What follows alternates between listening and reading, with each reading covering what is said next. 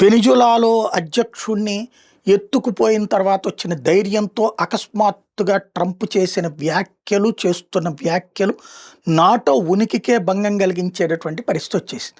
ఇప్పటికే నాటోలో నుంచి బయటికి వెళ్ళిపోతామని జర్మనీ చెప్తోంది. జర్మనీలో ప్రజలు తిరగబడి తమ ప్రభుత్వాన్ని నాటో నుంచి బయటికి రమ్మంటారు. ఎందుకంటే నాటోలో భాగస్వామి కావడం వలన అవుతున్నటువంటి భారాలు, పెట్రోల్ డీజిల్ ధరల పెరుగుదల అన్నటువంటిది ఆ దేశాన్ని ఆర్థిక సంక్షోభంలో నెట్టింది. ఫ్రాన్స్లో ప్రజలు తిరగబడితే మొన్న చివరికి ఫ్రాన్స్ అధ్యక్షుడు వెళ్ళి బంకర్లో దాక్కోవాల్సినటువంటి పరిస్థితి వచ్చింది. అట్లాంటి సిచ్యువేషన్స్ వస్తున్నాయి. ఆయా ప్రాంతాల్లో నాటో నుంచి బయటికి రావాలన్న ప్రజా తీర్పులు వస్తున్నాయి.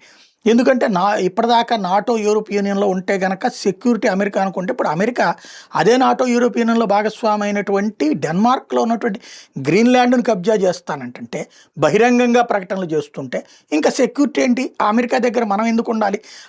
నాటోలో మనం ఎందుకు ఉండాలి? పైగా నాటో భారాలను మన్నెత్తిన పడుతున్నాయి. నాటో చేసేటటువంటి తప్పులకి, లేకపోతే అమెరికా చేసే తప్పులు నాటో కాపాడుకొస్తే మనందరం కష్టపడి సంపాదించుకున్న సొమ్ములు తీసుకెళ్ళి వాళ్ళకి పన్నులు ఎందుకు ఇవ్వాలన్నటువంటి పాయింట్ వస్తుంది. తాజాగా ఇటలీ ప్రధానమంత్రి మెలోని ఇదే మొక్క చెప్పుకొచ్చింది. ట్రంప్ నాటో అంటే జీరో వితౌట్ అమెరికా అని ట్రంప్ మాట్లాడాడు. ఇక్కడ నాటోకి ట్రంపే పెద్ద అండ, అమెరికానే అండ అని చెప్తే మెలోని కామెడీగా అదేవిధంగా షాక్ ఇచ్చింది ట్రంప్కి. ఇంతకీ అమెరికన్ మిలిటరీ బేసెస్ మా నాటో దేశాల నుంచి తీసేస్తారా? ట్రేడ్ రిలేషన్స్ కట్ చేసేస్తారా? మెక్డొనాల్డ్స్ లాంటివి తీసేస్తారా? ఏం జరుగుతుంది నాకేం అర్థం కావట్లేదు అన్నట్టు స్టేట్మెంట్ ఇచ్చిందనమాట.